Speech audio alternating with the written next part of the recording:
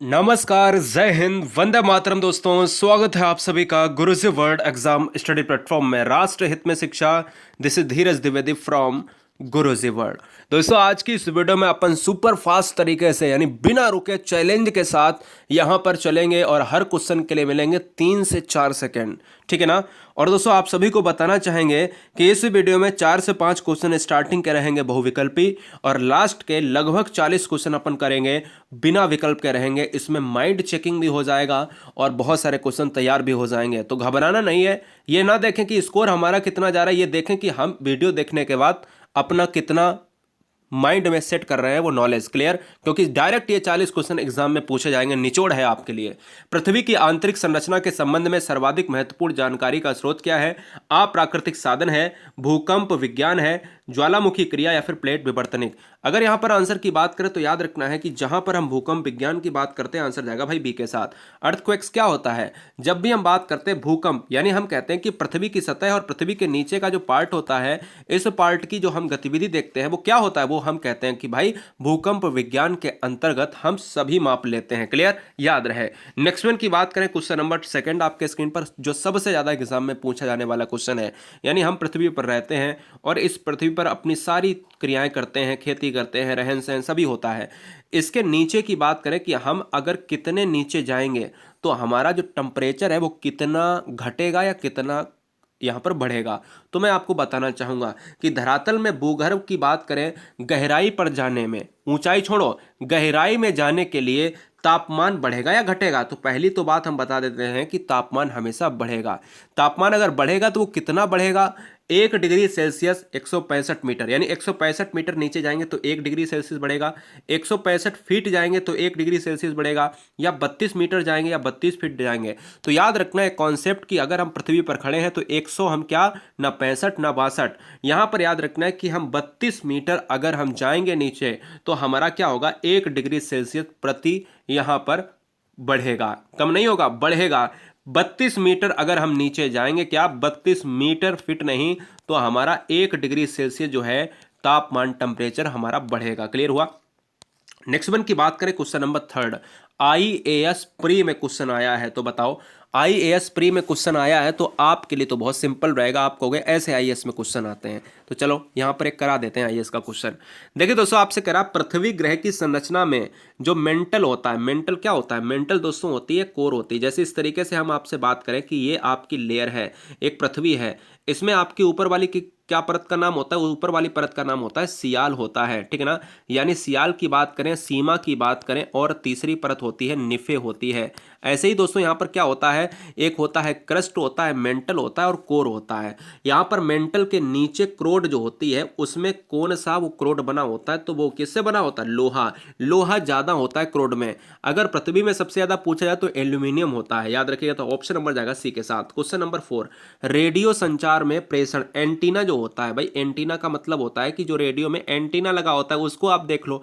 TV आप चलाते हो तो टीवी के छत पे आप एंटीना लगाते हो, तो ये क्या, कहां से कवरेज मिलता है? ये सारे सैटेलाइट जो होते हैं वो आपके किस में होते हैं? वो आपके होते हैं आयन मंडल में होते हैं। आयन मंडल में अगर सैटेलाइट ना लगे हों तो आपके एंटीना को ना तो कैच करेंगे, ना ही आपका रेडियो स्टार्ट होगा और ना ही आपकी टीवी चलेंगी। फिलहाल आंसर जाएगा भाई सी के साथ, है ना। तो नीचे आपका आंसर डी गलत दिया है। और आप सभी को बताना चाहेंगे कि जो क्षोभ मंडल है इसको कहते हैं ट्रोपोस्फियर। क्षोभ मंडल में सारी आपकी मौसम संबंधी घटनाएं होती हैं। आयन मंडल की बात करें तो सारी रेडियो तरंगें, और ओजोन मंडल की बात करें, ओजोन मंडल समताप मंडल का पार्ट है जहां पर ओजोन परत मिलती है। सारे बच्चे अब याद रखें कि अब क्वेश्चन नंबर 5 से अपन चलेंगे बिना विकल्प के। तैयार है क्या? रेडी है? टमाटर में कौन सा विटामिन पाया जाता है? टमाटर में कौन सा विटामिन? ऑप्शंस क्या मैं आपको दूं? विटामिन ए है, विटामिन बी है, विटामिन सी है, विटामिन डी है, बता दो फटाफट। टमाटर में कौन सा विटामिन पाया जाता है? तो याद रखिएगा विटामिन सी पाया जाता है। आपने खूब देखा होगा टमाटर को खा के, तो हम कह सकते हैं कि उसमें खट्टा पदार्थ होता है, तो उसमें कहीं ना कहीं विटामिन सी होता है। लेकिन सबसे ज्यादा कहां पर होगा? सबसे ज्यादा विटामिन सी होता है आपके आंवला में और कहीं ना कहीं संतरे में होता है। विटामिन सी की कमी से होने वाला रोग जो होता है वो होता है स्कर्वी होता है। और विटामिन सी की बात करें तो एस्कॉर्बिक एसिड जो होता है इसका रासायनिक नाम होता है, केमिकल प्रोसेस नेम होता है। नेक्स्ट वन की बात करें, क्वेश्चन नंबर 6। किस प्रक्रिया से लालटेन या लैंप की बत्ती से ऊपर तेल चढ़ता है? मतलब आपने खूब पढ़ा होगा, जिसको हम डब्बी कहते थे, ठीक है ना। अपने जो है शासनकाल में, अपने शासनकाल का मतलब समझ रहे हो ना, जब छोटे अपन हुआ करते थे, छोटे का मतलब होता है इतने, अभी भी छोटे ही हैं। 10 में आपने, आपको याद होगा ना, 8 9 10 की पढ़ाई, 8 9 की 10 की पढ़ाई, इसमें बहुत सारे बच्चे होंगे ना, वो आज भी यहाँ पर कहीं ना कहीं लालटेन और लैंप का यूज़ कर लेते होंगे। लेकिन हम कह सकते हैं कि 100% जो बच्चे होंगे वो कहीं ना कहीं 8 9 10 में अपने डब्बी की पढ़ाई में, लैंप की पढ़ाई में, जो भी आप कहते हो उसमें करी होगी। हम कह सकते हैं कि वो उसमें जो तेल होता है ना, उसमें तेल जो होता है वो ऊपर चढ़ता है, बिल्कुल चढ़ेगा, तभी तो भाई जलती है, तभी तो हम कहते हैं कि भाई खत्म हो गया भाई, तेल इसमें डाल दो। तो यहां पर मैं कह सकता हूं कि बत्ती से तेल ऊपर के चढ़ने की प्रक्रिया जो को हम कहते हैं केशित्व कहते हैं। मतलब क्या होता है केशित्व कहने का मतलब है कि भाई केश नली होती है, उसमें केश नली के अनुसार अगर हम बात करें, इसको टी से डिनोट किया जाता था फिजिक्स में, है ना। केशिकात्व जो होता है ना, इसको केशिकत्व लिखा जाता है। तो केशिकात्व जो होता है, केशिका के तहत ही हमारे जो है बाल सूखते हैं, जो गृहिणियां अपने बाल सुखाती हैं, गृहिणियां बाल सुखाती हैं, उनमें अगर हम बात करें दोस्तों, केशिकत्व के कारण ही आपके लैंप की बत्ती के ऊपर तेल चढ़ता है, लालटेन की बत्ती के ऊपर तेल चढ़ता है, ये आपको याद रखना है। सूर्य का प्रकाश किस प्रक्रिया के द्वारा पृथ्वी पर पहुंचता है? संवहन के द्वारा पहुंचता है, विकिरण के द्वारा पहुंचता है ना। ये दो ऑप्शन है, एक ऑप्शन है संवहन के द्वारा, मैं ऑप्शन देता हूं संवहन के द्वारा, और एक ऑप्शन है विकिरण के द्वारा। जवाब दीजिएगा क्या आंसर होगा। तो याद रखिएगा, यहां पर आपको याद रखना है कि विकिरण के द्वारा सूर्य का प्रकाश पृथ्वी पर पहुंचता है। अगर क्वेश्चन में आए कि सूर्य जो है वो कितने मिनट में पृथ्वी पर प्रकाश इसका पहुंचता है, तो सूर्य का प्रकाश पृथ्वी पर पहुंचने में 8 मिनट का समय लगता है, 8 मिनट 16 या 22 सेकेंड का समय लगेगा। नेक्स्ट वन की बात करें, क्वेश्चन नंबर 8, ध्वनि की गति सर्वाधिक कहां पर होती है? लोहे में होती है, पानी में होती है, प्रकाश में होती है, बताओ फटाफट।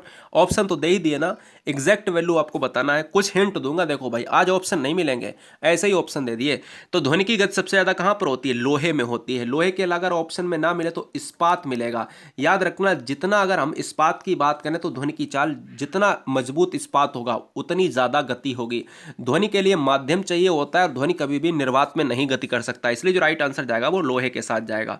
पौधे में क्लोरोफिल मुख्यतः कहां पाया जाता है? पौधे में क्लोरोफिल जो है मुख्यतः कहां पर पाया जाता है, ये आपको जवाब देना है। आंसर क्या होगा? आंसर बताएगा, पौधे में पत्तियों में पाया जाता है, पौधे में क्लोरोफिल आपके तने में पाया जाता है, पौधे में क्लोरोफिल आपकी जड़ों में पाया जाता है। तो मैं कह सकता हूं कि पौधों में क्लोरोफिल होता है, पत्तियों में होता है। क्लोरोफिल की बात करें, पत्तियों में मैग्नीशियम होता है, और क्लोरोफिल की बात करें तो दोस्तों याद रखना है कि पौधों में, पत्तियों में यहां पर जो हरा रंग होता है, क्या हरा रंग होता है, वो कारण क्या होता है? क्योंकि पत्तियों का हरा रंग होता है वो क्लोरोफिल की वजह से ही होता है। क्लियर, याद रखेंगे। नेक्स्ट वन की बात करें, क्वेश्चन नंबर 10, राष्ट्रीय डेयरी अनुसंधान संस्थान कहां पर स्थित है? लॉजिक लगाओ आप, दूध बताओ कहां पर होता होगा, दूध बताओ सबसे बढ़िया वाला दूध कहां पर होता होगा। मैं कह सकता हूं कि जहां पर जानवर अच्छे होंगे, जानवर अगर अच्छे होंगे तो मैं कह सकता हूं कि भाई हरियाणा का पार्ट ऐसा बढ़िया है जहां पर जानवर बहुत जबरदस्त, मुर्रा भैंसें होती हैं, साहिवाल गाय होती हैं, बहुत जबरदस्त भैंसें होती हैं, गाय होती हैं। तो यहाँ पर डेयरी संस्थान की बात करें तो मैं कह सकता हूँ करनाल का जो पार्ट आता है वहां पर आपके राष्ट्रीय डेयरी अनुसंधान संस्थान यहाँ पर है। क्लियर। भूदान आंदोलन किससे संबंधित है, और भूदान आंदोलन के जनक कौन है? भूदान आंदोलन कब हुआ था? 3 क्वेश्चन बनते हैं, तो आपको याद रखना है, भूदान आंदोलन विनोबा से संबंधित है। भूदान आंदोलन के जनक के रूप में विनोबा भावे को जाना जाता है, और भूदान आंदोलन स्टार्ट हुआ था अप्रैल 1951 में। क्लियर हुआ। मधुमक्खियों का पालन क्या कहलाता है? सेरीकल्चर कहलाता है, एपीकल्चर कहलाता है ना, फ्लोरीकल्चर कहलाता है, क्या कहलाता है? विटीकल्चर कहलाता है। तो याद रखिएगा, मधुमक्खियों का पालन क्या कहलाता है? जवाब दीजिएगा, हर क्वेश्चन को ऑप्शन पर मत जाओ, ये क्वेश्चन ट्राई करो अपने दिमाग से, है ना। तो याद रखेंगे, बहुत अच्छा मजा आता है इससे, क्वेश्चन का दिमाग भी चलता रहता है, लॉजिक बहुत सटीक बैठता है, और इसमें तुक्का मारने की आदत छूट जाती है। मधुमक्खियों का जो पालन होता है ना, इसमें क्या होता है? एपीकल्चर होता है। जबकि अगर हम बात करें दोस्तों सेरीकल्चर जो होता है ना, सेरीकल्चर जो होता है वो होता है आपका रेशम कीट पालन होता है, रेशम पालन होता है ना। अगर बर्मी कल्चर की बात करें तो आप कहते हो भाई बर्मी कल्चर आपका केचुआ पालन होता है। नेक्स्ट वन की बात करें, क्वेश्चन नंबर 13, भारतीय परमाणु ऊर्जा आयोग का प्रथम अध्यक्ष कौन था? तो मैं कह सकता हूं कि ऊर्जा आयोग का प्रथम अध्यक्ष, यह क्वेश्चन आपके लिए ट्रिपिकल है, यह क्वेश्चन आपके लिए ट्रिपिकल है। लेकिन आज के बाद अगर ऑप्शन मैं नहीं दिखाऊंगा ना, तो आज के बाद बताऊंगा तो क्वेश्चन आपका गलत नहीं होगा एग्जाम में।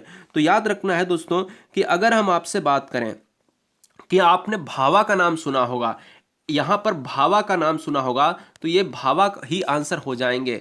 इनका पूरा नाम है डॉक्टर एच जे भाभा। क्या? डॉक्टर एच जे भाभा हो है ना। यही दोस्तों क्या है, यही दोस्तों आपके परमाणु ऊर्जा के जनक हो जाएंगे, प्रथम अध्यक्ष हो जाएंगे, जनक भी कहा जा सकता है। नेक्स्ट वन की बात करें, क्वेश्चन नंबर 14, राष्ट्रीय रासायनिक प्रयोगशाला भारत में कहां पर स्थित है? मैं आपको ऑप्शन देता हूं, हिंट देता हूं। जहां पर भारत का मौसम विभाग है, जहां पर भारत का मौसम विभाग है, केंद्र है, वहीं पर इस क्वेश्चन का आंसर होगा। राष्ट्रीय रासायनिक प्रयोगशाला कहां स्थित है? जहां पर भारत का मौसम संगठन का कार्यालय है, वही इसका आंसर होगा। तो आपको याद रखना है कि इस क्वेश्चन का आंसर जाएगा 14 का क्या? पुणे के साथ जाएगा।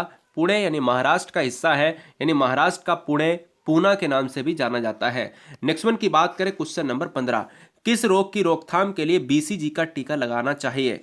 बीसीजी का टीका लगाना चाहिए, जवाब दीजिएगा, आंसर क्या होगा? बहुत सुंदर सा प्रश्न है। तो याद रखिएगा दोस्तों, बीसीजी का टीका यहां पर दोस्तों यहां पर लगाना चाहिए किसके फलस्वरूप? तपेदिक यानी अक्षमा, जिसको टीबी हो जाता है, हम बीसीजी की बात करते हैं। जी हाँ, बीसीजी की बात करते हैं। यहां पर आपको याद रखना है वैसिलस कालमेट और ग्यूरिन की बात करता है। यहां पर तपेदिक या अक्षमा, या इसको कहा जाता है टीवी भी कहा जाता है, जिसको ट्यूबरक्लोसिस की बात करते हैं, टीवी हो जाती है। नेक्स्ट वन की बात करें, क्वेश्चन नंबर 16, हंसाने वाली गैस जिसको हम लॉफिंग गैस कहते हैं, उसका नाम क्या होता है? क्या कार्बन डाइऑक्साइड को कहते हैं? क्या नाइट्रस ऑक्साइड को कहते हैं? ऑक्सीजन को कहते हैं? या फिर नाइट्रोजन को कहते हैं? हंसाने वाली गैस को हम नाइट्रस ऑक्साइड कहते हैं, यानी N2O की बात करेंगे। फिलहाल बहुत सिंपल सा प्रश्न था। सार्वधात्रिक दाता रक्त समूह कौन सा ऐसा रक्त समूह है, ऐसा ब्लड ग्रुप है जिसको डोनर कहा जाता है? डोनर कहा जाता है, बहुत सिंपल है। डोनर के लिए आपको याद रखना है ओ। डोनर में क्या निकल रहा है? ओ निकल रहा है। तो मतलब क्या हो जाएगा, इस क्वेश्चन का भी आंसर ओ हो जाएगा। मेरी बात समझे, इस क्वेश्चन का भी आंसर क्या हो जाएगा? ओ हो जाएगा। जब हम एक्सेप्टर की बात करेंगे, एक्सेप्टर का हम ग्राही कहते हैं, तो याद रखना है दोस्तों, ग्राही के लिए हम एवी का यूज करते हैं। क्वेश्चन नंबर 18, पनडुब्बी के अंदर से समुद्र की सतह या भूमि का दृश्य देखने के लिए किस यंत्र का प्रयोग किया जाता है? फटाफट बताइएगा किस यंत्र का प्रयोग किया जाता है। तो जो बच्चे सोनार मार रहे हैं वो पूरी तरीके से यहाँ गलत हो जाएंगे। देखिए, पनडुब्बी के अंदर की बात करी गई है, भूमि का दृश्य देखने के लिए हम पेरिस्कोप कहते हैं। सोनार एक अलग वर्ड है। सोनार की बात करें दोस्तों, सोनार एक अलग वर्ड है। सोनार का फुल फॉर्म भी बताया था पिछली वीडियो में। सोनार में हम चीजों की बात करते हैं जब हम चीजों को ढूंढने की कोशिश करते हैं। यहां पर हम देखने की बात कर रहे हैं, जब हम देखेंगे तो हमें पेरिस्कोप की बात होगी। जब हम अंदर समुद्र के सतह में कोई चीज छूट जाती है या गिर जाती है तो हम सोनार की तकनीक को हम यूज करते हैं। क्वेश्चन नंबर 19, लोनार झील किस राज्य में है? क्या आंध्र प्रदेश में है? क्या महाराष्ट्र में है? क्या केरल में है? या क्या यूपी में है? जल्दी से बताएंगे, समय मिलेगा 5 सेकेंड। लोनार झील भारत के महाराष्ट्र क्षेत्र में है। महाराष्ट्र की अगर हम बात करें तो याद रखना है कि महाराष्ट्र आपका मुंबई का हिस्सा है, और मुंबई की बात करें तो मुंबई में सबसे बड़ा बंदरगाह भी है। नेक्स्ट वन की बात करें, क्वेश्चन नंबर 20, दक्षिण भारत के पठारी प्रदेश को कौन सी नदी दो भागों में विभाजित करती है? जो दक्षिण भारत का पठारी इलाका है, इनको दो भागों में विभाजित करने का काम कौन सी नदी करती है? यह आपको याद रखना है। फटाफट बताना है इस क्वेश्चन का आंसर क्या होगा। इस क्वेश्चन का आंसर क्या होगा, मैं ऑप्शन देता हूं, गंगा, साबरमती, नर्मदा या कृष्णा। तो याद रखिएगा, दक्षिण भारत की पठारी नदी साबरमती है। क्या है? साबरमती जो है ये दोस्तों, साबरमती पता है, साबरमती जो है ना, आपने खूब सुना होगा, साबरमती के संत तूने कर दिया कमाल। तो याद रखिएगा, साबरमती जो है ना नदी, ये बहुत प्रदूषित नदी भी है। याद रखना, बहुत ही ज्यादा प्रदूषित नदी भी है। यमुना तो बहुत ही ज्यादा प्रदूषित है, साबरमती का भी नाम प्रदूषित में आता है। जौनपुर किस नदी के किनारे स्थित है? जौनपुर, पूरे भारत में जितने एग्जाम होते हैं ये क्वेश्चन आता है। जौनपुर हुआ, कन्नौज हुआ, कानपुर हुआ, प्रयाग हुआ, है ना, ऐसे ही आपका हैदराबाद हुआ, कोलकाता हुआ, ऐसे नाम आपको याद रखने हैं। जौनपुर किस नदी के किनारे बसा हुआ है? तो जौनपुर नदी के किनारे बसा हुआ, मैं हिंट देता हूं आपको, जौनपुर उसी नदी के किनारे बसा हुआ है जिसमें उत्तर प्रदेश का लखनऊ राजधानी बसा हुआ है। तो याद रखिएगा, गोमती नदी की बात करें, आंसर जाएगा गोमती के साथ। बहुत अच्छे। क्वेश्चन नंबर 22 की बात करेंगे, भारत का सबसे ऊंचा नदी बांध कौन सा है? भारत का सबसे ऊंचा नदी बांध कौन सा है? तो याद रखिएगा, भारत का सबसे ऊंचा नदी बांध जिसको हम कहते हैं सतलज नदी पर बना हुआ भाखड़ा नागल बांध, यानी आंसर भाखड़ा नागल के बांध के साथ जाएगा। दिमाग में क्लिक होना चाहिए, चाहे आधा हो चाहे पूरा हो, कोई दिक्कत नहीं, गलत हो रहे हैं, काहे टेंशन ले रहे हो यार। क्वेश्चन छोड़ के जाने का मतलब होता है कि आपको ऑप्शन की आदत पड़ चुकी होती है। ऑप्शन की आदत नहीं डालनी है, आपको लॉजिक में लगाना है। ऑप्शन की आदत डालोगे तो तुक्का जरूर लगाओगे, यहाँ तुक्का नहीं लगाओगे, यहाँ दिमाग को चेक करोगे आप। क्लियर, बहुत बढ़िया। Question number 23। अब ये क्वेश्चन है ना, कठिन क्वेश्चन है, नहीं आता है कोई दिक्कत नहीं, लेकिन कोशिश तो करेंगे ना। नहीं आता कौन सी दिक्कत है, और एग्जाम में गलत नहीं होना चाहिए, क्योंकि आज के बाद गलत नहीं होगा, ये भी बहुत बढ़िया बात है। अब 4 ऑप्शन देते थे तब भी नहीं आता, लेकिन फिर क्या करते हैं हम, तुक्का लगाते हैं। नाथपा झाकरी परियोजना किस राज्य में स्थित है, तो याद रखना है नाथपा झाकरी जो परियोजना है, मैं ऑप्शन दे देता हूं, उत्तर प्रदेश या हिमाचल प्रदेश, लॉक कीजिएगा, 2 ही ऑप्शन मिलेंगे। नाथपा झाकरी की बात करें तो याद रखना है कि हिमाचल प्रदेश का है, याद रखना है क्या, हिमाचल प्रदेश का। इसलिए जो राइट आंसर जाएगा वो ऑप्शन नंबर किसके साथ जाएगा, हिमाचल प्रदेश। हिमाचल प्रदेश की बात करें 2 राजधानियां हो गई इस समय, ठीक है ना, धर्मशाला और शिमला। Question number 24। भारत में सिंचाई का सबसे प्रमुख साधन कौन सा है, जवाब दीजिएगा। भारत में सिंचाई का सबसे प्रमुख साधन, कुआं, नलकूप, कुआं, नहरें, कुआं, तालाब, 3 ऑप्शन है। कुआं, नलकूप, कुआं, नहरें, कुआं, तालाब। तो भारत में सिंचाई का प्रमुख साधन है कुएं और नलकूप है। याद रखें कि भारत में सबसे ज्यादा सिंचाई होती है नहरों से होती है। क्लियर, लेकिन सिंचाई का सबसे प्रमुख साधन कौन सा है, कुआं, नलकूप, क्योंकि ये पूरे भारत की बात करता है, और पूरे जो है भारत में हर जगह पर नहरें नहीं उपलब्ध हैं। आंसर जाएगा नलकूप के साथ, कुआं के साथ। क्वेश्चन नंबर भारत में, हाँ 25, भारत में खनिज तेल के भंडार मुख्यतः किस प्रकार की चट्टानों में पाए जाते हैं। अब एक आपके पास चट्टान है अवसादी चट्टान, और एक आपके पास चट्टान है आग्नेय चट्टान, बताइएगा। 2 ऑप्शन है। तो याद रखिएगा दोस्तों, जब भी हमसे कहता है खनिज तेल, जब भी हमसे कहता है खनिज तेल, तो आपको अवसादी चट्टानों में मारना है। अवसादी चट्टानें क्या होती हैं, अवसादी चट्टानों में होती हैं परतें, ठीक है ना। आग्नेय चट्टान क्या होती है, आग्नेय चट्टान की बात करें तो इनमें परतें नहीं होती हैं, यह दोस्तों ज्वालामुखी से बनती हैं। तो यहाँ पर जो राइट आंसर जाएगा, जो खनिज तेल होते हैं, पेट्रोल की बात करें, डीजल की बात करें, ये अवसादी चट्टानों में होते हैं। क्वेश्चन नंबर 26 की बात करें, भारत का प्रथम स्टील प्रोजेक्ट किस शहर में स्थापित किया गया था। चलो आप शहर मत बताओ, आप राज्य बता दो, आप फटाफट राज्य बता दो। अगर झारखंड बता रहे हो तो आपका आंसर क्या होगा, सही होगा क्या। यहां पर अगर हम शहर की बात करें तो दोस्तों याद रखिएगा, जमशेदपुर में भारत का पहला स्टील, जमशेदपुर, आप समझ रहे हो ना, जमशेदपुर में भारत का पहला स्टील प्रोजेक्ट तैयार किया गया था। क्वेश्चन नंबर 27, भारत में ऊर्जा उत्पादन में सर्वाधिक भागीदारी किसकी है। ऊर्जा उत्पादन में सबसे ज्यादा भागीदारी किसकी है, मतलब ऑप्शन मैं आपको देता हूं, थोड़ा सा आप समझ जाओगे। ऑप्शन है कार्बन, ऑप्शन है ताप विद्युत की, ऑप्शन है, 2 ही ऑप्शन है, कार्बन और ऑप्शन है ताप विद्युत। भारत में ऊर्जा का उत्पादन कर सर्वाधिक जो भागीदारी होती है वो ताप विद्युत की होती है। याद रखिएगा, आंसर जाएगा ताप विद्युत के साथ, ऑप्शन नंबर जो भी होगा क्लियर हो जाएगा। धुआंधार जलप्रपात जो है किस नदी पर है, वेरी वेरी मोस्ट इंपॉर्टेंट, सबसे ज्यादा क्वेश्चन पूछा जाने वाला। धुआंधार जलप्रपात किस नदी पर स्थित है, लॉक कीजिएगा। ऑप्शन है नर्मदा, ऑप्शन है गंगा, ऑप्शन है साबरमती, 3 ही ऑप्शन दूंगा। तो याद रखना है कि नर्मदा आंसर हो जाएगा, क्योंकि धुआंधार जलप्रपात नर्मदा नदी पर है। और एक आपका जोग जलप्रपात है, जिसको भारत का सबसे बड़ा जलप्रपात जोग या गरसोप्पा जलप्रपात, जो आपके कर्नाटक में है। कर्नाटक की बात करें तो कर्नाटक में शरावती नदी पर है, क्या, शरावती नदी पर है, जो भारत का सबसे बड़ा है जलप्रपात। फिलहाल धुआंधार की बात करें तो नर्मदा आपको मारना है। क्वेश्चन नंबर 29, प्रसिद्ध लैगून झील चिल्का किस राज्य में है, जवाब दीजिएगा। उड़ीसा, कर्नाटक, उत्तर प्रदेश, हिमाचल प्रदेश, कहाँ है, जवाब दीजिएगा। प्रसिद्ध लैगून झील चिल्का किस राज्य में है, तो आपको आंसर लगाना है उड़ीसा। उड़ीसा की राजधानी है भुवनेश्वर के साथ। उड़ीसा की बात करें भुवनेश्वर हो जाएगा। उड़ीसा की बात करें तो उड़ीसा में एक आपका अभ्यारण्य है जिसको कहा जाता है भितरकनिका अभ्यारण्य। क्लियर। नेक्स्ट वन की बात करें, हिमालय पार की नदियां हैं। हिमालय पार की नदियां कैसी हैं, ये आपको बतानी है। कितनी नदियां हैं, ब्रह्मपुत्र, सिंधु की बात करें, सतलज की बात करें, गंगा की बात करें, तो आपको स्क्रीनशॉट लेना है इसका। बहुत जबरदस्त क्वेश्चन आता है स्टेटमेंट में।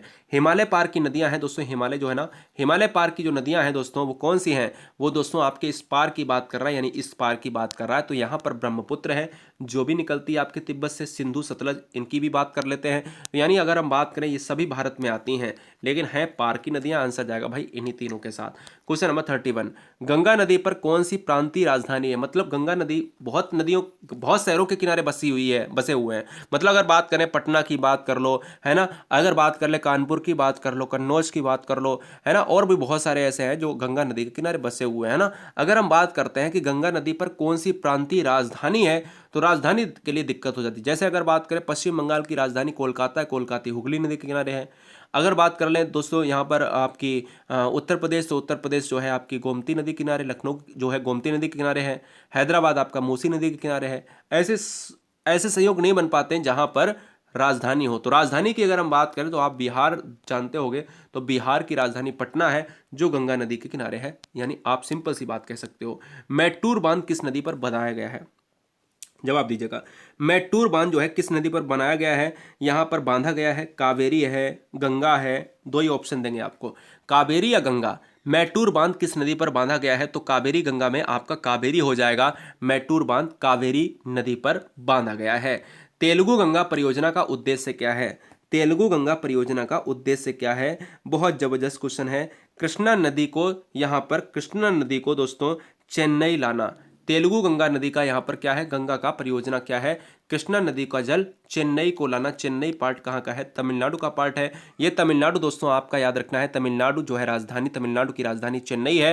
यानी कृष्णा नदी जो है बहती है, दक्षिण भारत की नदी है, इस नदी का जल चेन्नई लाना ही क्या है? तेलुगु गंगा परियोजना है। क्वेश्चन नंबर नेक्स्ट, देश के जो है कुल सिंचित नहरों में, देश के कुल जो है सिंचित क्षेत्रों में नहरों की भागीदारी कितनी है? मतलब अगर क्वेश्चन में ये पूछा जाए, क्वेश्चन में ये पूछा जाए कि सबसे ज्यादा जो है सिंचाई किससे होती है, तो सबसे ज्यादा सिंचाई जो होती है वो नहरों से ही होती है। क्वेश्चन में अगर ये पूछा जाए कि अगर नहरों से होती है तो वो कितने परसेंट होती है, तो आपकी 31% से ज्यादा होती है। मैं कह सकता हूं इसको 32% होती है, क्योंकि नए आंकड़े 32% ही दिखाएंगे। अभी 31.1% आपको पढ़ लेना है। भारत में सबसे ज्यादा सोना कहां पर पाया जाता है? जवाब दीजिएगा, कौन से राज्य में पाया जाता है? Very very simple question, very very most important. याद रखिएगा, भारत में स्वर्ण कहां पर पाया जाता है? तो भारत में स्वर्ण जो पाया जाता है वो कोलार में पाया जाता है, कर्नाटक में पाया जाता है। किसमें? कोलार की बात करें, कर्नाटक की बात करें, हट्टी की खानें होती हैं। कोयले को स्थानीय आपूर्ति उपलब्ध नहीं है। कोयले को स्थानीय आपूर्ति जो है उपलब्ध नहीं है, यहां पर आपको जवाब देना है। 36 की बात करें, कोयले की बात करें तो आपूर्ति जो है ये उपलब्ध नहीं है। यहाँ पर आंसर आपका गलत, यहाँ पर जो है इस क्वेश्चन को यहाँ पर थोड़ा सा मिसप्रिंट हुआ है, कोई बात नहीं। कोयले को जो है अगर स्थानीय आपूर्ति उपलब्ध नहीं है तो दोस्तों याद रखिए कौन सी यहाँ पर खान को, भद्रावती को यहाँ पर उपलब्ध नहीं है। कोयले की बात करें तो कोयले में एक आपको याद रखना है कि एंथ्रासाइट जो नामक कोयला है ना, वो सबसे जबरदस्त कोयला है। क्लियर हुआ? बहुत बढ़िया। क्वेश्चन नंबर नेक्स्ट की बात करें, प्रथम जल विद्युत शक्ति केंद्र कहाँ पर स्थापित किया गया था? भारत का पहला विद्युत जल जो है, जल विद्युत शक्ति केंद्र जो है भारत में कहाँ पर, पावर स्टेशन की बात कर रहा है, वाटर पावर स्टेशन की बात कर रहा है, वो दोस्तों आपका किया गया था शिव समुद्रम में, यानी हमारा शिव समुद्रम के साथ जाएगा। 38 की बात करेंगे, वायु में वायु पर, यहां पर कह रहा है भारत में वायु परिवहन का विकास कब स्टार्ट हुआ था? भारत में रेल परिवहन का स्टार्ट किसको जाता है? लॉर्ड डलहौजी को, लॉर्ड डलहौजी को जाता है। क्लियर? भारत में डाक टिकट की बात करें, लॉर्ड डलहौजी को जाता है। भारत में वायुयान की बात करें तो भारत में रेल जो आई थी तो सबसे पहले चलाई गई थी 53 में, और याद रखना है कि मुंबई टू थाने के बीच में 34 किलोमीटर के रेंज में चलाई गई थी। यानी अगर हम बात करें अब वायु परिवहन की बात करें तो वायु परिवहन का जो विकास हुआ था वो 1911 में हुआ था। यह दोस्तों इलाहाबाद से नैनी के लिए उड़ान भरी थी भारत ने सबसे पहले, याद रखिएगा। क्वेश्चन नंबर नेक्स्ट की बात करें 39, वह जो है अगर हम बात करें, वह प्रथम राष्ट्रीय पार्क कौन सा है जिसे भारत में सर्वप्रथम स्थापित किया गया था? ऐसा कौन सा यहाँ पर पार्ट है जिसमें कहा जाता है कि अभ्यारण्य राष्ट्रीय पार्क है? वो दोस्तों यहाँ पर पहली बार, सबसे पहले तो आप जिम कॉर्बेट का नाम सुने होंगे, उत्तराखंड का जिम कॉर्बेट यहाँ पर कहलाता है, जिसका पुराना नाम हेली नेशनल पार्क है। क्या? हेली नेशनल पार्क है, ये आपको याद रखना है, हेली नेशनल पार्क है। क्लियर? यह आपको याद रखना है। नेक्स्ट वन की बात करें, उत्तर पश्चिम में स्थित पर्वत का नाम क्या है? उत्तर पश्चिम कौन सा है? ये देखो उत्तर है, ये आपका नॉर्थ है, और ये आपका क्या है? ये आपका वेस्ट है, ठीक है ना। ईस्ट ये है, ठीक है ना, माफी चाहेंगे, यहाँ पर नॉर्थ ऊपर है, साउथ नीचे है, और ईस्ट ये है और वेस्ट ये है, ठीक है ना। यानी पूर्व, पश्चिम, उत्तर और दक्षिण, ठीक है ना। हमसे कह रहा है उत्तर पश्चिम, तो उत्तर पश्चिम हमारा मेरे हिसाब से ये वाला हुआ। उत्तर पश्चिम ये वाला हुआ हिस्सा, इसमें कौन सा पर्वत स्थित है? जवाब देना है। तो इसमें दोस्तों आपको याद रखना है कि यहाँ वाला जो भारत का पर्वत है ना, यहाँ पर अरावली रेंज है। क्यों? क्योंकि आप जब ऐसा चित्र बनाओगे ना, भारत का ऐसा चित्र आप बनाओगे तो भारत में ये वाला जो क्षेत्र है ना, ये देखिएगा, आप देख रहे होगे स्वयं, तो ये वाला जो ही इलाका जाता है ना, अरावली का रेंज है। तो भारत में अरावली का रेंज हो जाएगा। अरावली जो भारत की सबसे प्राचीन पहाड़ियाँ हैं, यानी अरावली इस क्वेश्चन का राइट आंसर जाएगा, जो भारत में दिल्ली टू राजस्थान तक फैली हुई हैं। क्लियर हुआ? यह 40 क्वेश्चन आपके लिए कितने जबरदस्त साबित हुए हैं, बिना रुके, एक मूवमेंट, सांस नहीं ली है। यह 40 क्वेश्चन बहुत कम सेकंडों में, बच्चे भले ही कम हों लेकिन बहुत जबरदस्त तरीके से खत्म करने की कोशिश करी है। 2% तो आपके दिमाग में चढ़ेगा यार, तो मुश्किल से आपको याद रखना है कि भाई 98 नहीं चढ़ रहा है, कोई दिक्कत नहीं, 2% चढ़ तो रहा ना, हम पॉजिटिव है या निगेटिव है, तो आप हो गए हम तो पॉजिटिव में ही जा रहे हैं, हमारा रिजल्ट तो पॉजिटिव में ही होगा, निगेटिव तो कहीं जाना ही नहीं है, क्योंकि हमने कहीं ना कहीं वीडियो को वॉच करा है। तो मैं कह सकता हूँ इन 40 क्वेश्चन की श्रृंखला में हम कह सकते हैं आसानी से, इन 40 प्रश्नों की श्रृंखला में हम कहीं ना कहीं क्वेश्चंस का धुआं निकाल देने वाले हैं। तो वंदे मातरम, फिर मिलेंगे नेक्स्ट वीडियो में। लाइक करके जाओ, सब्सक्राइब करने के लिए, पूरे वीडियो में नहीं कहा ना लाइक करने के लिए, इसलिए हर बच्चा, हर बहन, हर भाई रात के 10 बजे जी के, रात के 8 बजे हिंदी के लिए सब्सक्राइब कर ले। वंदे मातरम।